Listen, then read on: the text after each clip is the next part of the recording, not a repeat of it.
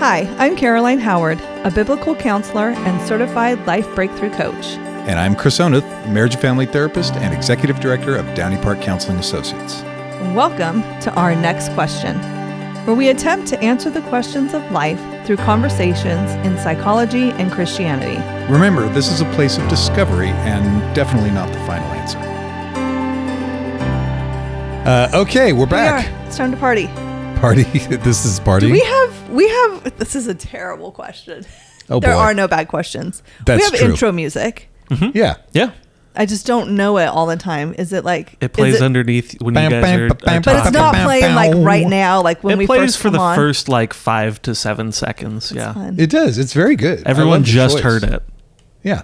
I know, and I need to... Is this the actual episode we're doing right now? Yeah. Yeah. This is happening. This is happening. I We're love live. this. Hey, we We're got a not live. very special episode for you. We've thought long and hard All the about other this. episodes, they're not that special. So what we find in a lot of our episodes are these little bitty things that we would love to talk about more, but it's like we don't quite... we can't put them in the episode we're doing. Yeah. Because that would totally derail things, and then Caleb would have to rein us back in, which he does beautifully. This is our unrainable episode. The unrainable episode. I've lost control. You've lost all... So the question for this episode is what's on your mind? Yeah. I was just saying, in case y'all haven't noticed, sometimes we rabbit trail and all of our listeners Weird. are like, what? And this is coming off the heels of our What is Conversation? Yeah. Oh, And yeah. so part of this is going to be conversation. Okay. That about stuff. Awesome. And things. I'm going to throw out a couple of random get to know you questions throughout this, you guys. I didn't Okay. tell you that, but that's what's on my mind. All right. And we would like to serve as a good example of how to have conversation. Or a bad example so you can learn from Or us. bad example. Thank you, Caleb. Let's keep ourselves humble. We all need a savior. Caleb will let you know, good example, bad example. No. I'll be keeping score. My first question for you, Caroline, Oh, wait. is... No, I was asking the questions. Oh, Okay, go ahead. Oh, little... Ooh. She had to breathe through that one. Caroline, what happened to Dr. Pepper?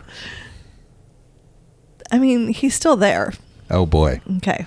So I walked in with Sounds like you're ghosting Dr. Pepper. No, I walked in with the venti latte with the hair on it. That's mine. Oh, Okay. that's a white hair. Uh-oh.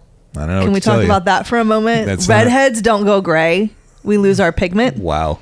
So there's me losing my pigment with my white hair. Okay. So I walked in with a coffee today, a Starbucks. It's decaf, people. I don't drink caffeinated coffee. Wow. And Chris was like, what happened to your Dr. Pepper? Wait, did I sound like that? Exactly. It's uncanny. Thank you.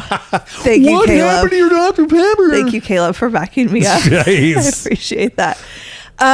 Okay, so yes, I used to drink a Dr. Pepper a day. Going through some life things and changes right now, as you all know. Yes. Had a really rough week, and I've never been a person who fasts.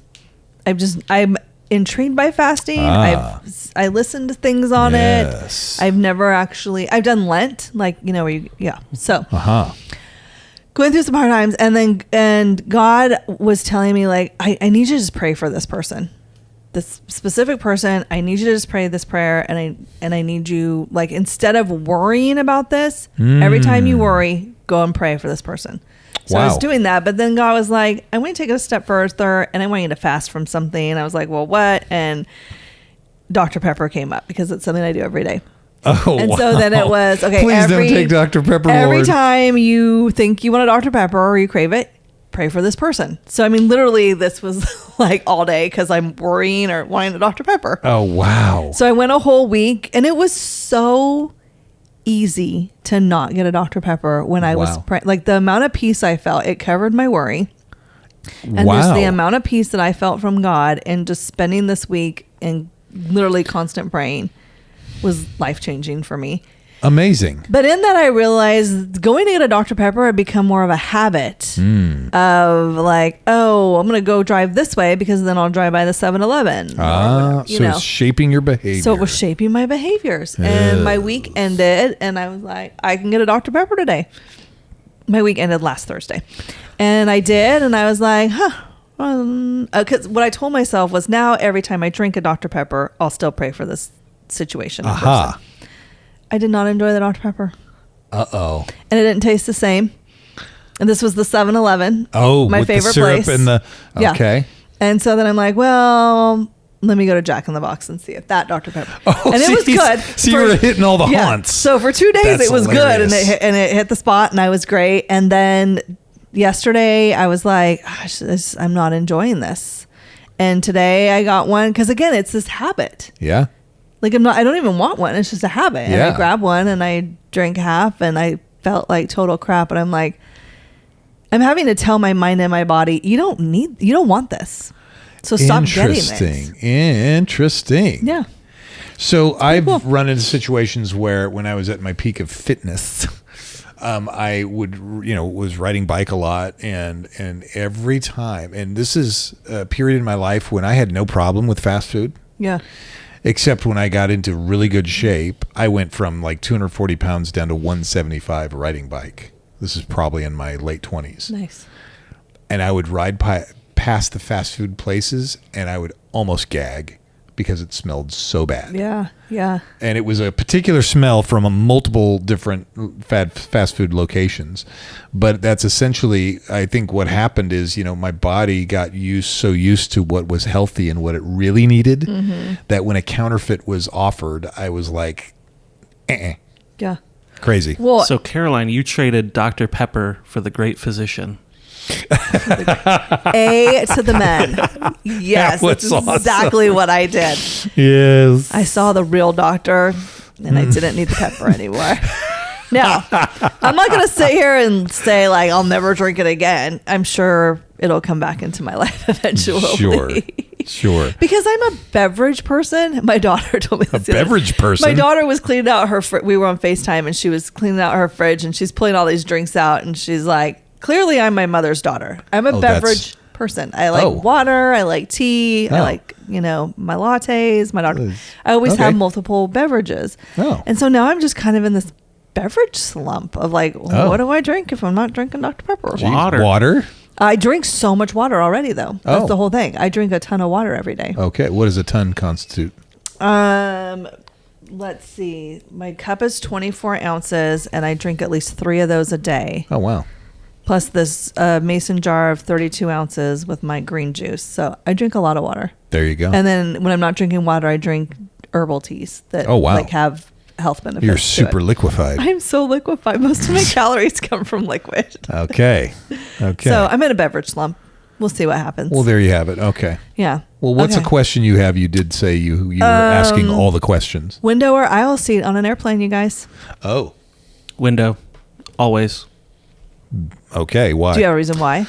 I always had a fear of flying, and I still kind of do, but it's not as bad. But I always feel just more comfortable sitting by the window, being able to look out and see everything. Yeah. Kind of feel like more in control, I guess. Plus, I don't really get up much at all during a flight, so I don't need to be in the aisle. And you can lean against the window if you want to sleep. You're there's so many leaning away benefits. from everybody else. So Yeah. you don't have to worry about your foot getting run over in the aisle if, the trolley comes by. Trolley. Yeah. I couldn't think of another word for it, so I just like said that. trolley. The Cart? trolley. The cart. The beverage trolley. What about you, Caroline? I am a window girl. Oh, wow. Yeah. I grew up flying. My dad had a little Cessna, 4-seater Cessna airplane. Oh, wow. So I always had a window seat because I only sat Cool. 4. And so I just love looking out at all the beauty and amazing Were you spoiled? things. The fact that you would go up in this airplane, and then when you had to go on like commercial flights, you were like, I'm one of 1,000 people sitting on this here I never thought that. sky bus or whatever. I never thought that. I just absolutely love flying. I love turbulence. I think it's fun because I know what it is. Oh, they're like pockets of different air It's temperature. pockets of air. Yeah. Yeah. It's not going to take you down more than likely. And Right. if you do crash, you're going to be dead instantly and it'll be great. To be absent from the body is to be We'll present in with a the Lord. better place. There you go. But now when I fly with my son, because we'll go see his sister, and he is deathly afraid of flying, and he wants to sit in the window seat. So I'm nice and I sit in the middle seat. But he wants the screen pulled down so you can't see out.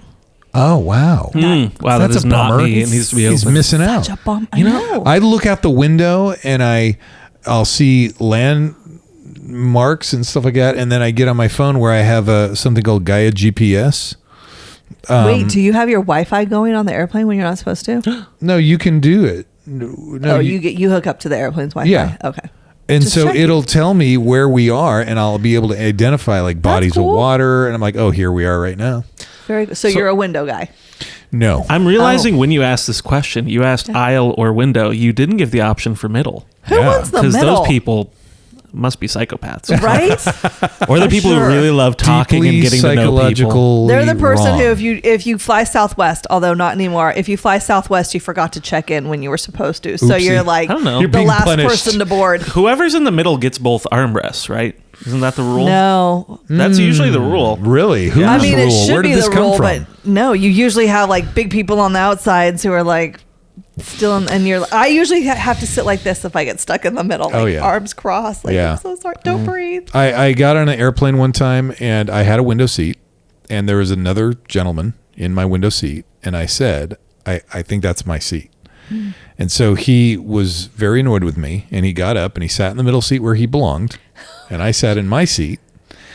And then I said to him, well, where are you coming from? And he goes, I don't want to talk to you. And so Because you didn't let him have his way? I guess. And so the lady sitting in the aisle, I think she was probably an Enneagram 9 and didn't want there to be problems. So she asked him if he would like to switch with me. And so she switched. God bless her. And I was like, and so the guy was not my friend. Because you Oh, took well, your seat. I guess. Maybe, I don't know. Maybe. Okay, you said you're not a window guy, you're an aisle guy. So I used to be a window guy. Okay. And I've switched over to the aisle. And Why? let me just put it this way. It's happened with age. Because you want to stretch your legs out? Maybe. But you might get ran over by the trolley. I also want to go to the bathroom. Oh, okay. I tried to make it subtle, Caroline. I got it. Thanks, Caleb. Caleb knew when to move on. I was just picturing the legs out. You know, you get old, your back. I got a 5-minute bladder. So, yeah. So now what I prefer, what I really like is if my wife has a window aisle and then I'm A window aisle? Or I'm sorry, a window seat. And if I can sit next to her, that's cool because I can lean over her and look at the window. So you would take the middle if she has the window? Yeah. Okay. Well, I want her to sit next to a stranger. That's happened to me A stranger before. between my wife and I. Weird. It was weird. Oh, this happened to you? Uh-huh. A stranger between you and your ex-husband? Yes. Because he didn't want to move. Oh. Hence the ex-husband part. No, I'm just kidding. Oh, guy. Oh, that's Just funny. kidding. Oh, geez. Yeah, it was really awkward. Oh, man. We I'll didn't say. talk the whole flight because that would have been even more weird because the lady in between us didn't know that we were like a couple.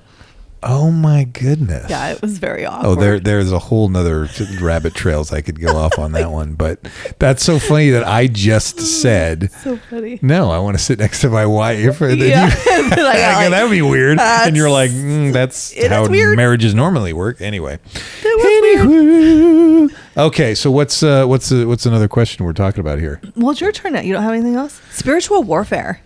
I mean, this could be a whole episode. Holy cow! I am not We prepared for just that jumped question. from window or aisle to I know. spiritual Jeez. warfare. That's the fun well, part of let's conversation. hold off on that one because that needs some research, man. I know. I thought the same thing. I was listening to it. I'm just going to hit it briefly. We're not going to go deep. This is like a preview. It's a preview. I was okay. listening to, and I need to write it in my notes that we need to do an episode on this. I was listening to a podcast about spiritual warfare, and I just realized, like, I don't think about that often enough. Oh, Yeah. okay. So we will definitely, and then, Well, I mean, and then there's I a- did think I need to do a deep dive study into that. There is a level that you could really go, like, if you think about it too much, though, that's not healthy also. Right, and that's exactly what the guy was saying. He's like, Yeah. Christians tend to either think too much about it Right. or Yeah. not think enough about it. Yep. Yeah. Well, that goes to, okay, so that's a variation of the question. You're like, am I being, discouraged by Satan? Am I being tempted by Satan? Am I all these things? And to me, I don't know that Satan has to do a lot of heavy lifting. Yeah. No, we're pretty good at Because he'll doing it just like ourselves. nudge or like, hey, did you look at that over there? Mm-hmm. And that's it. Yeah. Well, I mean, look what he did to Eve. Right. Are you sure that's what God said? Exactly. He just don't want you to be like him. And she's like, all right. Give me that fruit. So here's what's been on my mind about that whole situation with the fruit of the garden. Oh, right? okay. All right. The joke is it's an apple or it's a pomegranate. Who knows? Doesn't matter. Do you think that fruit even still exists? I would think that that's not That an actual type of fruit? Yeah, that type of fruit. It's definitely a star fruit. Ooh, I'm just kidding. could be right. I'm just kidding. I would think prickly pear. Durian. Prickly pear. And then a pomegranate. You have to pick the seeds out of that bad boy. No, you could hit it. Oh, well, Have you still. seen them do that? Like with a wooden spoon? Like that's the thing now. You cut it in half, put it over a bowl, hit it with a wooden spoon, and they fall out. Anyway, I've never tried so it. the point I was trying to make. Okay. No, is okay. So I've been doing a huge deep dive on AI.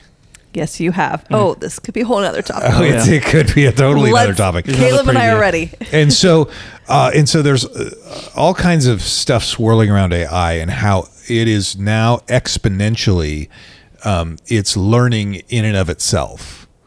Now, part of the philosophical holdback with, the joke is, when is it going to get tired of us and completely take over the world? Well, it has to have something like desire in order for that to happen. And that's stuff like that is a human trait. Okay. All right. So there's things that these computers can only mimic. Right. And so they can only mimic what we program them to do. And yes, they can learn things and they can kind of put things together, but it's still to a large extent, especially in the mental health world, because I've been thinking a lot about AI and mental health. Yeah. They have apps now that use AI So for scary. mental health. So scary. It's so part of the problem there is it definitely loses a human connection. Mm-hmm. And as we talked about our last episode, conversation and all that's needed. So you're missing a human connection in that regard. The sad thing is people will get used to not having human connection. Mm-hmm. One of the drawbacks of of mental health counseling, psychology, and AI is that a lot of the AI works on an algorithm. We see it with our social medias. And the result of that has been to simply give people what they want. Uh-huh. And so if that's the case in mental health counseling, to simply regurgitate what someone wants, that is the road to destruction. Yeah. Because it is oftentimes through things that are not comfortable for us that we grow and we expand and we grow closer to the Lord. Yeah. Right. So that's another aspect of mental health AI that we have to be careful of, that it's not simply just telling us what we want to hear, because that's spiraling us further downward. Yeah. So have you heard of AI hallucinations? Oh, I haven't. I'm intrigued. Yeah. Yeah. So this is what people don't realize, is that AI doesn't always get it wrong. I mean, right. Right. Whoa. It doesn't always get it right. And so Yes. it produces false or misleading information. Yes. It constructs responses that seem plausible, but they're actually false. Yes. And they call that an AI hallucination. Yes. And Kind of so like the Mandela effect. a good, Yeah. good example of this would be, because my 14-year-old loves ChatGPT. He looks up everything on it. Oh, And wow. I'm Yeah. having this conversation with him because he started working out at a gym every day, and he was packing a gym bag for the first time. He's very prepared. And he walks in and he says, "Mom, do you have any muscle relaxers?" And I was like, "What?" And I he got goes, a whole "Yeah, bag for- of Valium over here. for my gym bag." And I'm like, "Why are you putting muscle relaxers in your-" Well, I asked AI what I should, ChatGPT, what should I put in my gym bag? And Oh, it that's said hilarious. muscle relaxers. And I'm like, dude, this is one of those times I got it wrong. Well, so part of what I've learned about even in ChatGPT, in the prompting, they actually have people whose job it is to come up with the proper prompts for AI to answer, for ChatGPT to answer, because it has to answer in a proper context. So if you put into ChatGPT what to pack in a gym bag, Yeah. it understands no context of who's asking it the question. If your son That put makes in, sense. "I am 14 years old Yeah. Which and should I want put? to start working out, what do I put in my gym Right. bag?" You got to give it a lot of detail. Yes. The more detail you give it, the better. Yes, yes. And it'll do a great job based on the detail you give it, but it's Yeah. not, for example, in conversation, it's not looking at you and saying, "Oh, this kid's, new to working out. Right. He's 14, 15 years old. Okay, here's the answer I'm going to give him. For you, it can't probably see you. would say muscle relaxers for when I you're don't need no done muscle working relaxer. out. Yeah, exactly. So there's that aspect. The other aspect of this big thing, AI, is an aspect that's been around for time immemorial, and that gets back to our three relationships: relationship with ourselves, others, and creation. In this sense, AI is a relationship with creation, and even as far as back with Adam and Eve. In our relationship with creation, we have to be very careful, because ultimately, creation demonstrates God's like immutable power and his glory and his awesomeness, and that is something we need to come out with the utmost respect and, in a sense, fear. To realize that it shapes us. We can have some sort of influence in it, but not over it. And so it's like when God told Adam and Eve, "Do not eat of that fruit." Their attitude, Eve talking to the serpent, it's not that bad. What's the big deal? And then and it was after Adam said, "It was the woman you gave me," that really destruction came about. But there's something deep and powerful there that, look, God says, proceed with utmost caution. And it just so happens in so many times throughout history, we think we've mastered something. We think we have mastery over something, and it masters us. Mm-hmm. Right? The other way to put it is, we eat the apple and now the apple is eating us. So when it comes to something like AI, being able to say, here's what it can do, but I need to have a full and absolute understanding of what it can't do, and where I need to keep my individuality in this. Yeah, and how using it is affecting me and or others, I would say. Yeah. Yes. Otherwise, it will eat us. Right. You made a comment earlier, Caleb, about it like coming from a standpoint of as a creator. Mm-hmm. Yeah, I just find it really interesting how you can create, I say with air quotes, artwork from just a prompt. Yes. But really, it's drawing from artwork that others have made. Yes. Whatever. So I'm like, does it devalue artwork because now it's so easy for anyone to create something? Same thing with music, without any cost to themselves? Whether it's like a painting or a writing or whatever it is. I just think it's getting a lot harder to distinguish what is someone's craft versus something that was created using AI, which isn't really creation. It's just consuming and then amalgamating something. Yes. Regurgitating in some sense. So I'm very protective of that human element of creativity. Yeah. And because it's something that I love to do, and there's such joy in the creative process, and I just feel like it's being kind of minimized and devalued by people who don't experience the creative process in the same way. So that's one element of it for sure. It's really interesting, It's though. just going to make us all dumb because we're not going to have to think. Right. We're going to think we don't have to think. Well, that's what they said about these phones, too. Yeah. And it has, in a sense. Yeah, it's what really makes art valuable if, AI can put this together versus someone, pouring their heart and soul into something. Yeah. Well, and I read a book a while back called I think it was called The Life We Were Looking For. Christian guy. Can't remember the author. But he talked about when we adopt a new technology, we do so with the mentality, "Ooh, I'll be able to do this." What we don't keep in mind is that's going to replace something.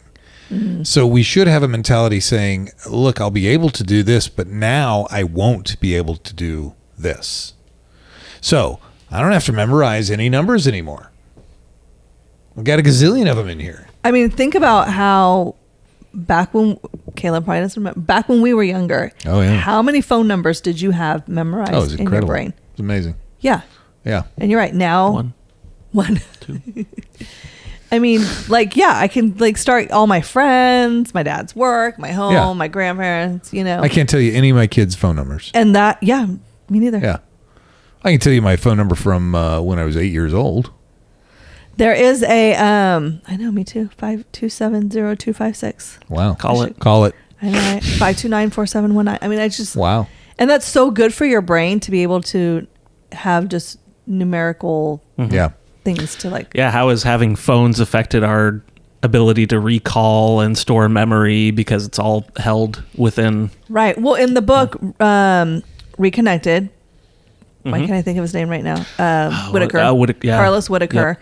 He talks about like we're no longer curious because we go, I wonder how long it would take me to get from here to here. We grab our phone and we get the answer. Sure. Instead of just thinking and going. Or like, I wonder, trying to remember like an actor's name or something like that. And it becomes this thing of people working together to try and come up with it. And so like, oh, it was this guy. And now it's like, well, just look it up on your phone.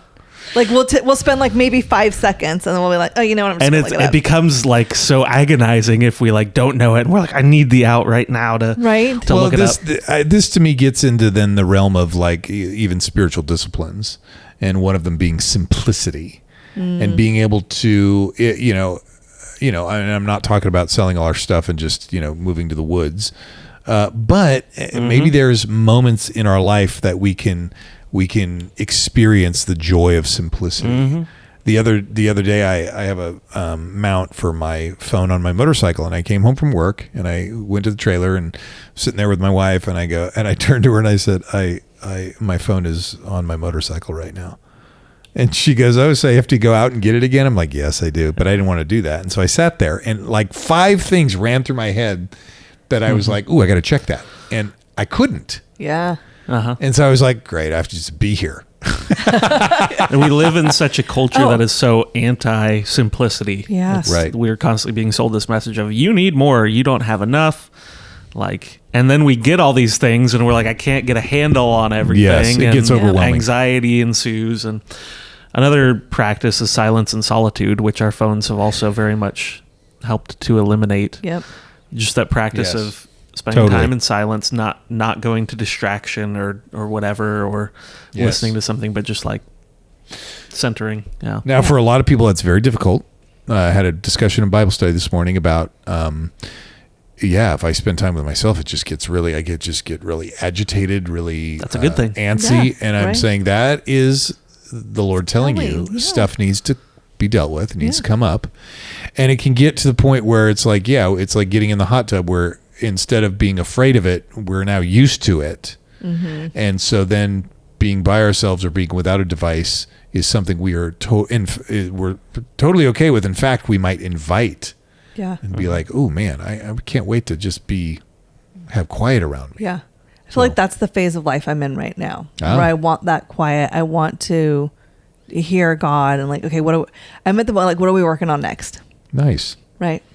Pride and judgment. So did never mind, God, just kidding. But I mean, did that come about through your Fridays where you were like, I'm by myself here? Partly that, and just being in the healing, like full body healing process, and being out of, I'll just call it chaos. Like I lived in chaos for so many decades, and then finally just having a space to breathe. Wow. Yeah. Pulling away from that, having a space to breathe and then Fridays are definitely good for. Awesome. Quiet. There was a documentary on Netflix, What's Next? The Future with Bill Gates. And they do an episode on AI that was just mind-blowing for me to learn more about it. So I just want to throw that out there for people. I'll check it out. Check that out. Okay, one last question. All right. We'll go back to not so heavy. What's your favorite summertime activity? Boy, we're doing this backwards. Why is it backwards? We're ending with the small talk. We're ending with fun, yeah. Okay, then. That's what I mean. We did start kind of deep. We went to the Dr. Pepper. We went to the Dr. Pepper, yeah. Yeah. And now Since you hate small talk. We're hitting on a... I know we've done favorite fall activity in the past, so... Yeah, so favorite summer activity. I love just being in the pool. I'm a big pool guy. Oh, nice. Swimming, floating, whatever. Nice. Yeah, being by the pool. Pool, lake, ocean, does it matter? Or? Well, pool's most accessible, but yeah, lake and ocean as well are great. I might be floating down the river tomorrow with a new friend, so we'll see about that. Oh, nice. Very cool. Mm-hmm. Okay. I was going to say pool as well. But I don't really. But here's classic. But here's the difference. I don't like hanging out in the pool. I like hanging out by the pool. Just lounging, maybe watching the kids in the pool, barbecuing something, and just like that's like my Wait, do you and barbecue? getting my happy place. You barbecue? Yeah, I barbecue. Nice. Yeah, you can come on over. I'll barbecue you something. Not tonight though. I won't be home. All right, fair enough. Barbecuing is great. Fair That's enough. great. Hey, How about so for me, it's camping and getting out into the wilderness and getting into a natural body of water. Okay. I've said that before. I know you love natural bodies of water, but I love to just be part of nature. Yeah. And I was talking to a guy about cold plunges earlier today, and his wife bought him a cold plunge for Father's Day, and he was like, "Sweet," and I'm like, "I don't specifically have a cold plunge, but I have been in some cold water. Yeah, I bet. And it feels amazing." I love camping and then being near a body of water where I could just get in the water with a bar soap, and then you feel amazing. Just get out and shake off like a dog, and you're good to go. Yeah, well, sure. I Shaggy. love it. Awesome. All right. Well, hey, thanks for joining us to just hear our random thoughts and go on our rabbit trails with us for a change. I think we needed to get this out of our system. True. So that for Caleb's sake. There you go. I had to let go of control a little bit, and I think it was you did okay. a good job. Hey, if this podcast is helping you, if you're sharing with friends, if you're gathered around your device listening to this podcast, help support the program by referring to the Venmo on the show notes and dropping us a few dollars for us to be able to continue to do what we do. And by all means, leave a review and share with even more friends. Thanks for joining us today as we continue our journey talking about life's many questions. To stay connected with us, you can follow us at Downey Park Counseling on both Facebook and Instagram. You can also follow Caroline on Instagram at Relatable Caroline. And make sure you tune in next week for our next question.